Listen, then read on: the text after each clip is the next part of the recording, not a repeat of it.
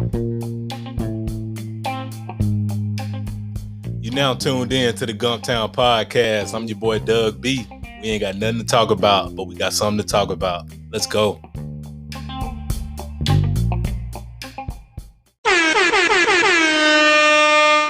Good people. Welcome back to the Gumptown Podcast, episode 55. I'm your boy Doug B. If you tuned in to this podcast, thank you for your time and your attention. I really appreciate you giving this podcast a shot. Today's guest, she is the founder and owner of Gracious Giggles Childcare Center. I'm looking forward to this conversation, and I'm sure you all will be inspired by her story. Let's give a warm Gumptown round of applause for Danielle Bohannon.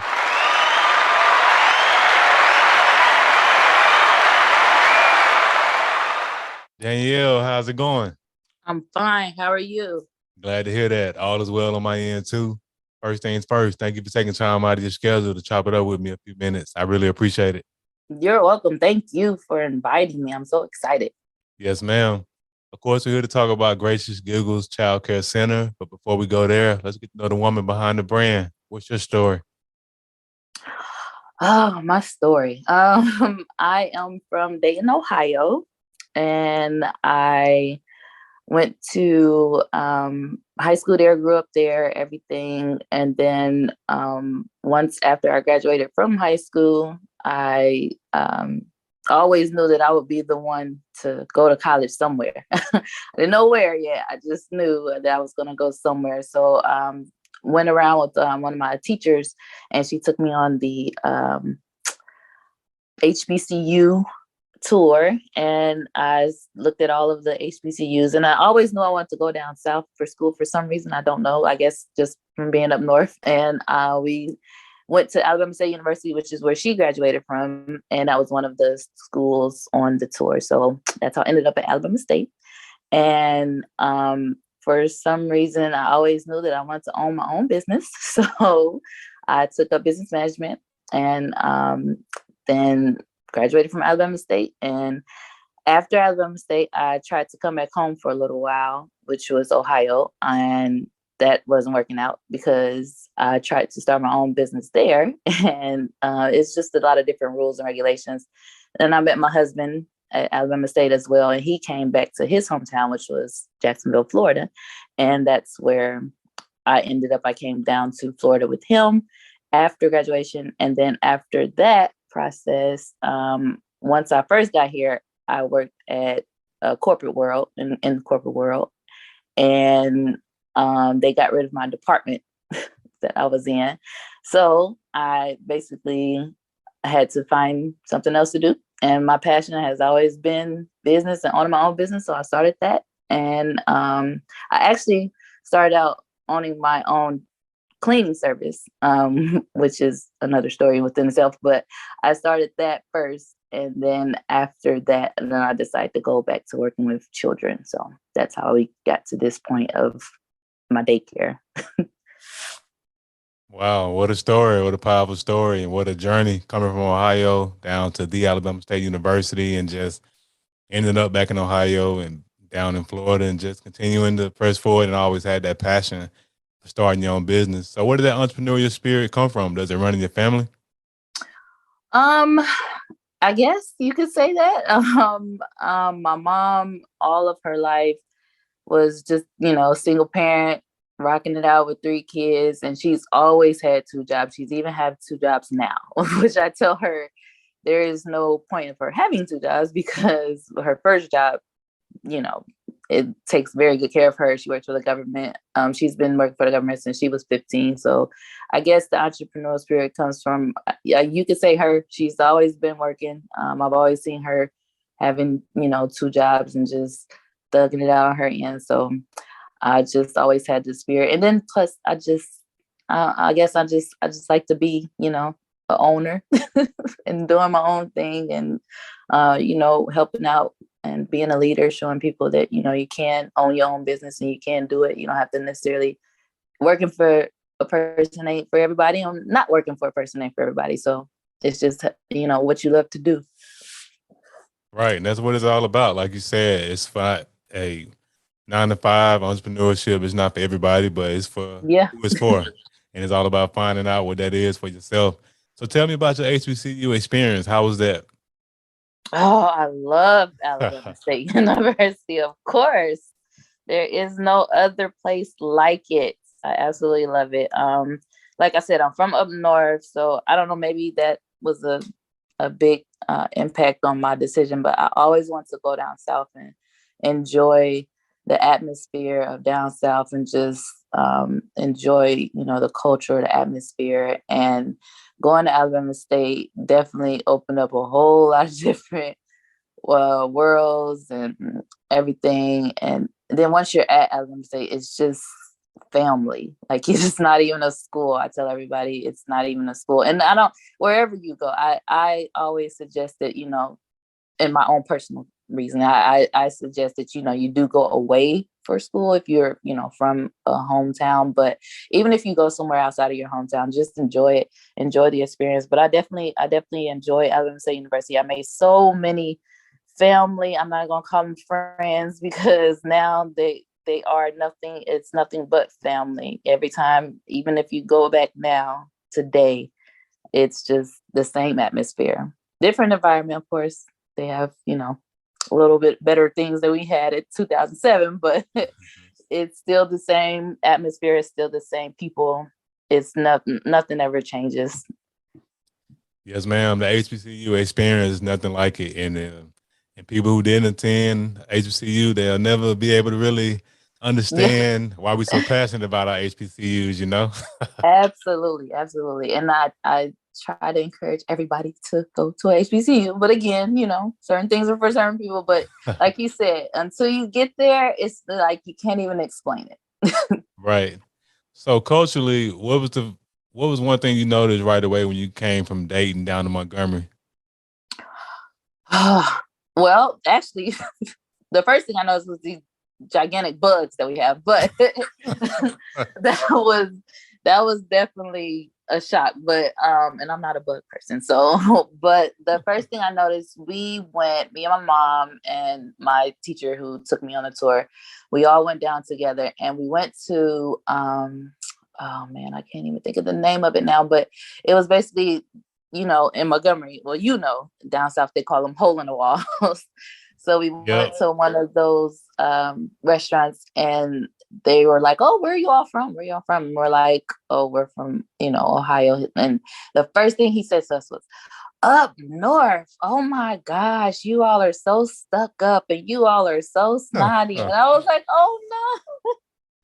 I was like, "No, we're not." I said, "I don't know, how many up north people you met, but we're definitely not." And he's like, "No." He's like, "Everybody down here, we speak to each other. If you're walking down the street, if you're driving down the street, if you just now met that person, you speak to them, you got to speak back, and So that's the first thing, is, like I said, family. Like it is. They were like, there is no strangers when you come, or even walking down the street.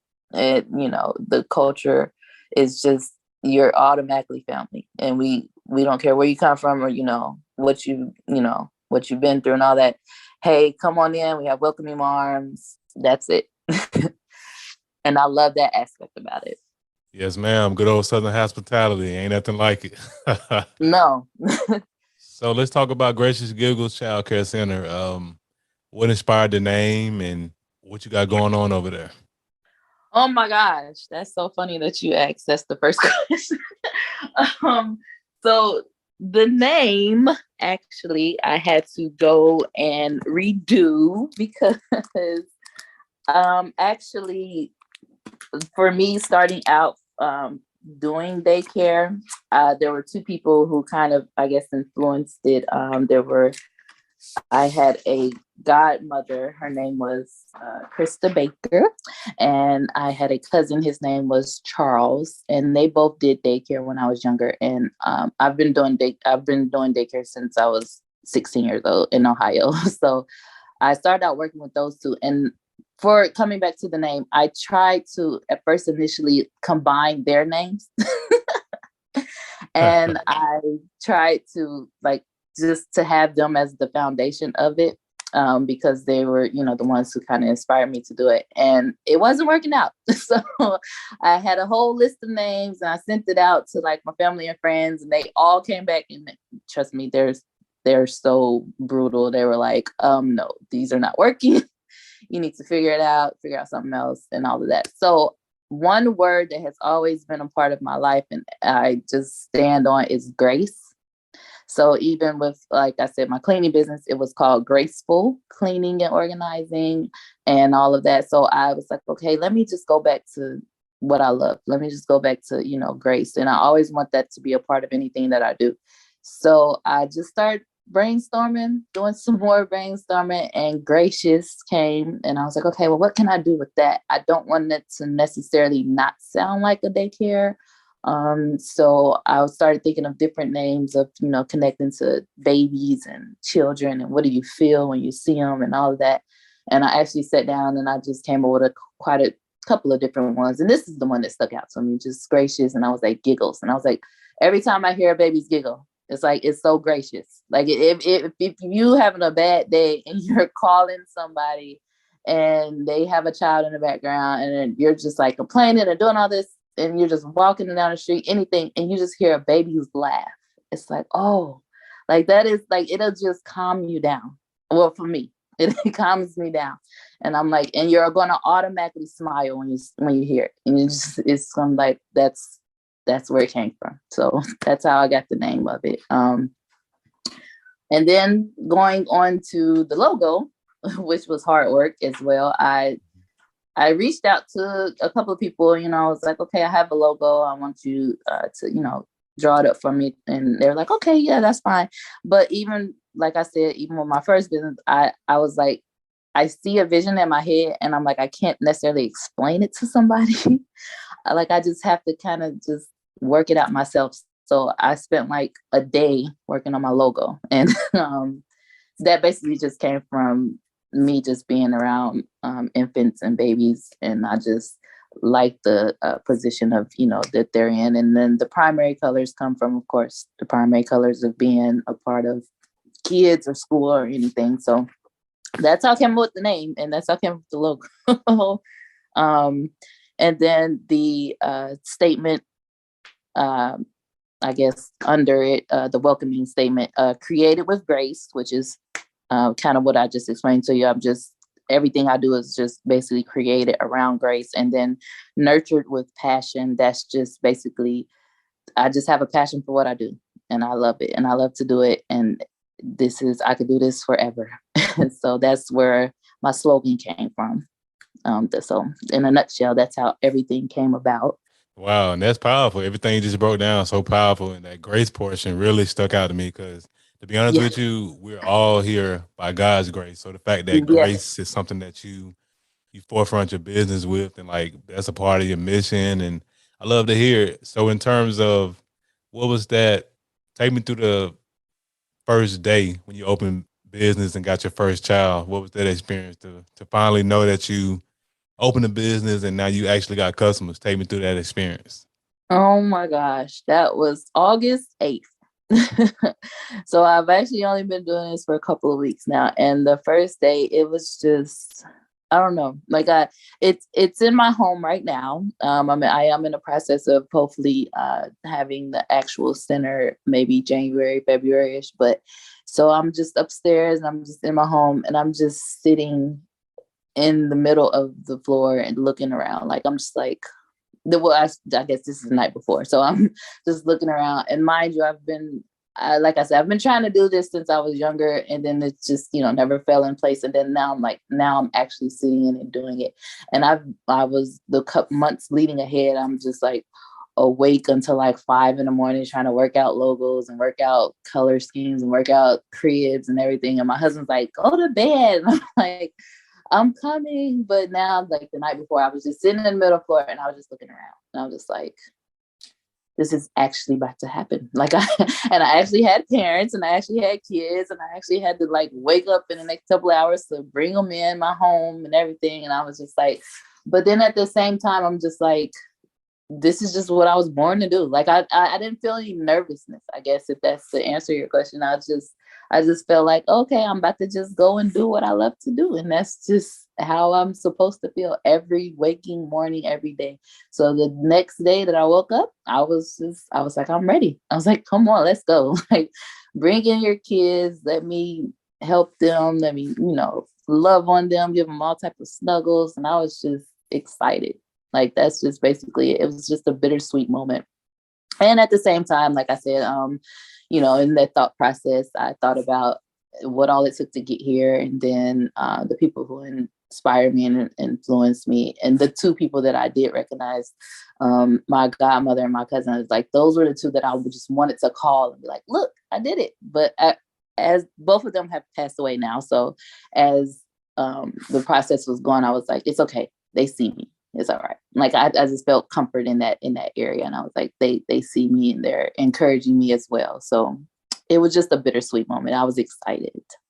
Wow, that's powerful. First thing, sorry for your losses. And second thing, like you said, they are, oh, no problem. Second thing, like you said, they are watching down and they're proud of you for carrying out their vision. They're proud of you for getting started. And that's great. Sounds like you were excited. You knew exactly, like you said, this is what you were born to do. So it wasn't anything to be nervous about. You just got Right. started and been rocking and rolling ever since and just wanting to expand. So the next portion of the podcast I want to go into is whenever I have entrepreneurs on, I like to cover three things: the aha moment, action, and audacity. You already Okay. spoke on your aha moment. You were in a role, it got eliminated. So that was when you first had the idea to go after the daycare. Actually, Oh, correct me if my apologies. no, Go no, for no, it.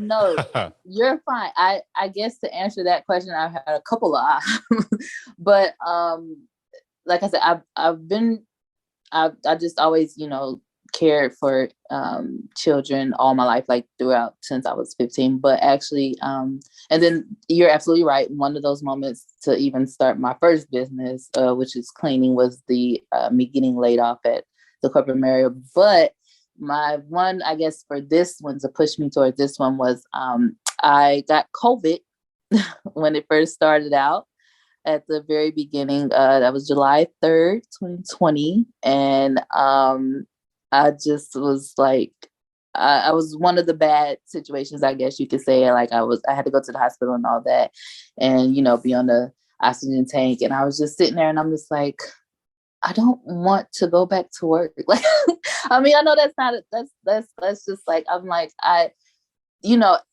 as I always talk about my COVID situation, I say, like, at any given moment, because, you saw all the deaths and everything. I'm like, yeah, I really didn't even notice how bad it was until, like, my mom will like FaceTime me and she's like, oh, I'll just call you back. Like, and I'm just like, what's wrong? Like, I didn't even realize the situation I was in. And then I was like, okay, this is a pretty bad situation. And I was like, so I need to do something that I love to do, like, because it could just be gone, like in an instant, like, and you just not even realize that, oh, you haven't even been like really living your life.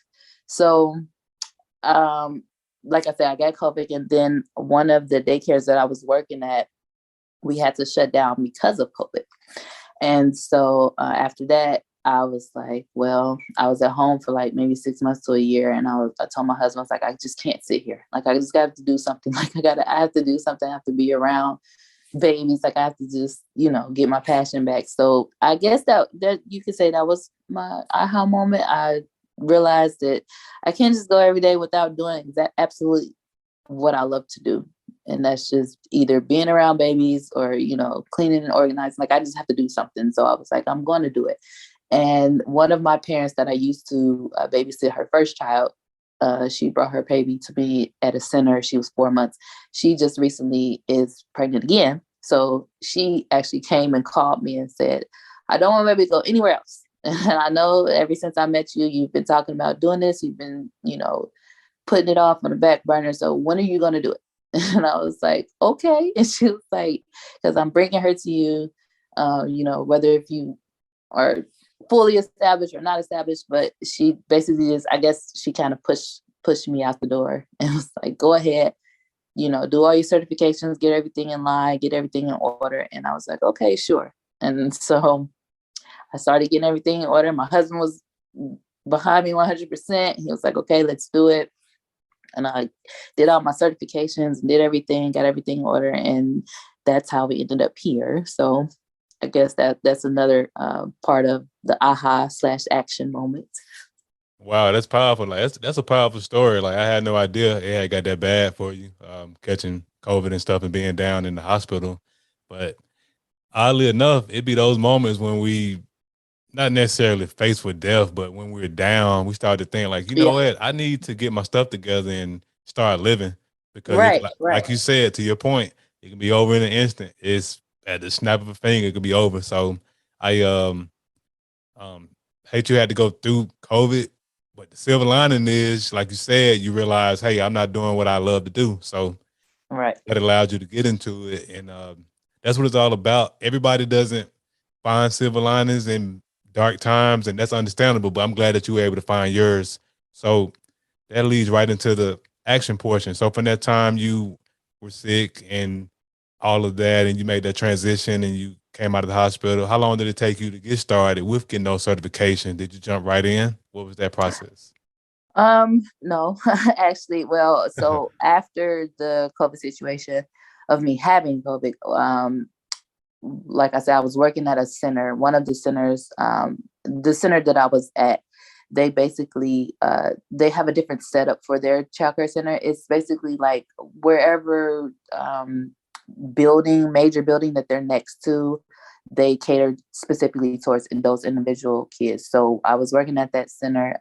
It's called Bright Horizons, and we only catered towards the city bank, which is the bank that they were next to. So like all of their kids were only kids that we were able to, take care of. They came to that center. So once I got out of the hospital and went back to work at Bright Horizons, we had to shut down. So in the middle of me, when I did get back to work, I did start my classes for the CDA. It's a certification here in Florida, Jacksonville, Florida, where you get your certification to actually become the actual, I guess, daycare provider. And it's CDA stands for Child Development Associate. So that's another thing too. People always say, "Oh, you're a babysitter, or you just watch kids all day." It's like, no, it's like it's an actual job, it's an actual career. So I started that process once I did go back to work, and then we shut down because of COVID. So in the middle of me taking my classes, because you have to take classes just like a regular, any other certification and thing, you have to have your hours and everything. So that process took maybe I guess the year that I was sitting at home after COVID, and then after that process, at the end of your hours, you have to have another associate coming to observe you in a classroom setting so that they can, kind of get a feel of, what would you do? And I didn't have a job. So I had to find another daycare job because my area still wasn't open back up from COVID. So I had to find another location. And then once that location opened up, they weren't allowing people to come in to observe you. So I guess that took another couple of months. So I say so far it was that been a year, 6 months. And then after that, one of my other supervisors from another location called me, and she was a director over another center. And she was like, whatever you need to do, get here. I just want you here. I know how good you are and you're great with the kids, and this is what you love to do. So I went over to her location, and she would allow for the associate to come in and observe me and do my observation. And then after that, I had to take the test and fill out all of the paperwork, and they sent me my certificate. So I would say probably about maybe 2 years after it, because I guess being of the COVID situation, but it probably would have took less than that if it wasn't, a COVID situation at all. Hey, that's great. 2 years fly by.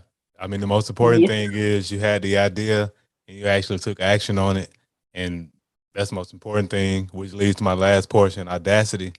Who or what gave you the audacity to even want to step out there and get started? Um, I would say, I don't know. I guess it's a mixture of a couple of people. Like I said, I've always had it in the back of my head that my cousin and my godmom, they will always, this was just something that they will always have wanted me to do. And then I guess just my family around me and in general, they always push me, and they always know that this is just, I can just be around babies all day. I can be around kids all day, children all day. And my families that I've watched throughout the years. So I guess if I have to choose one person to actually push me out the door, will be my parent that came and asked me to take care of her second child. And she just, put in my head that everybody that I meet, every family that I meet, every child that I take care of, I'm always just 100% passionate about it. And they see that passion. So they're like, this is just what you love to do. So just do it. And so it took somebody to actually come to me and say, go ahead, start taking the classes. Go ahead, start paying for stuff. Like, go ahead and just push me gently out the door to just actually start putting it in paperwork and not just, in the atmosphere of saying, oh, one day I'm going to own a daycare. One day I'm going to own a daycare. Like, even till now, to this day, I have people I met when I was like 14 and they're like, you always said you were going to do it. And I was like, I know. So I guess if I had to name one person, it'd be the family that I'm going to take care of her baby.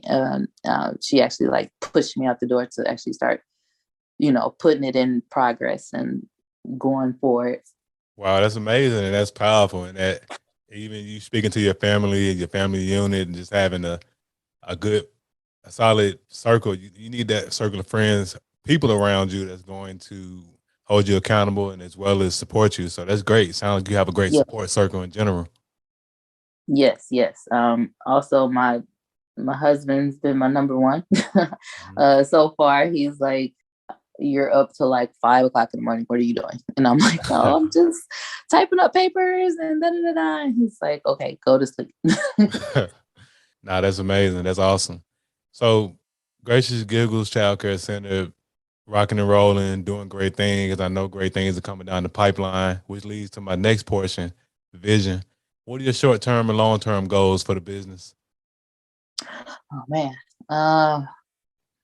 short term, I would say, hopefully just kind of expanding it a little bit more towards right now, because the ratio in Florida is 1-4. So right now I only have 4 babies, and I can handle, and being one teacher in the area, I can have 4 babies. So just expanding a little bit more, I guess, for the short term.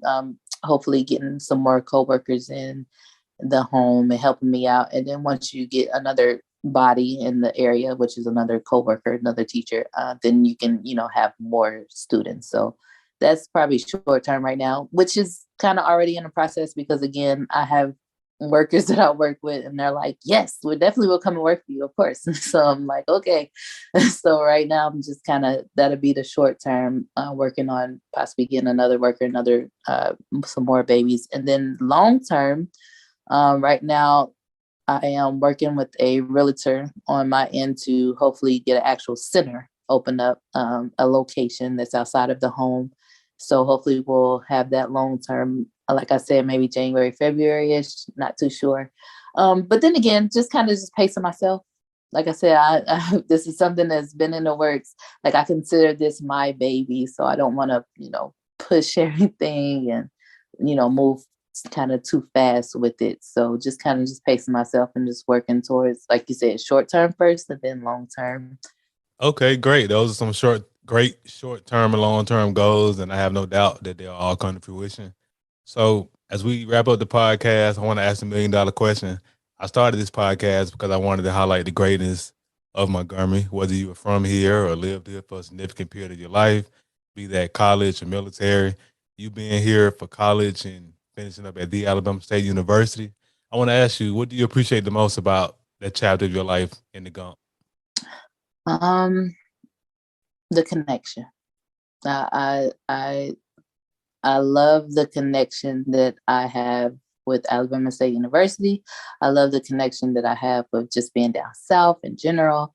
And I just love the connection that I have with the people. Like, even with you reaching out to me, I was like, I'm so excited. I was like, oh my gosh, like you thought that I was, good enough, or whatever you want to do it. Like, you thought that, oh, let me just put her on the podcast. And I'm like, if I didn't ever go out of Ohio to Alabama State, met you, and just being a part, and meeting you at Alabama State, like even to now to this podcast, like me and you are connected through Alabama State. So, and even to now, like I'm quite sure if even if you didn't have the podcast, or if I didn't have this, we still would connect to people. And that I just love that about Alabama State. Like even today with the game coming on, my husband and us, and we're going over our friends that we're connected through Alabama State, and they just so happen to live in Florida. So I just love the connection. Like it's the everlasting thing. It will never go away, no matter where you are, what you go through, or what you start up. Like you start up podcasts, I started up businesses. Like it's just, you'll always come back to that one specific thing. And it's always the HBCU experience of being connected to each other, and the Alabama State experience of being connected to each other, regardless of, what the situation is. Yes, ma'am. And that was so powerful. And that's so spot on. Like that's exactly what it all came down to. It's just those connections to Alabama State. And yeah, absolutely. You were good enough. I saw you started the business. I said, let me reach out to her. Because I love to see that. I just love to see people I went to school with, I grew up with. I love to see people stepping out there and starting things, because you don't know what impact that childcare center is going to have. And at the time, you could talk yourself out of stuff a lot of times, because we've all been there, but you never know what impact you're going to make. So the fact that somebody I'm connected with, went to Alabama State with, went to school with, you started something, 1,000% I reached out to you. And that portion you just said. I'm so excited. I'm so grateful. I appreciate it so much. Like I said, even when you reached out to me, I was like, oh, wait. I was like, you want me to do it? Sure. Absolutely. Like, and then after that, like you said, well, like we both said, the connections, I was like, oh my gosh, there's like so many other people who's in Montgomery or who's coming from Montgomery. I'm like, yeah, I'll send them the podcast, and I want them to be on. I want you to build your podcast, of course. So I'm like I said, from the connection alone, like it'll just expand out and, grow branches from just the roots of Alabama State. So I love it. Yes, ma'am. So Danielle, how can the people connect with you? What are your social media handles? Oh, I am Gracious Giggles Childcare Center, LLC at gmail.com, or you can go to Gracious Giggles on Instagram and Facebook. And those are the locations that they can reach out to me and look and see what all is happening. Sounds good. And of course, I'll put all of the information and description of the episode. Hey, Danielle, thanks again for this conversation. I really appreciate you. Thank you so much. I am so grateful. I appreciate it. I hope you continue to do it and continue to be very successful. Yes, ma'am. Thanks for those words, and same to you. Good people. Yes, ma'am. Good people, that concludes another dope episode of the Gumptown Podcast. We gone, but before we leave, remember, be blessed, be safe, but most importantly, have the audacity to be you. Gone.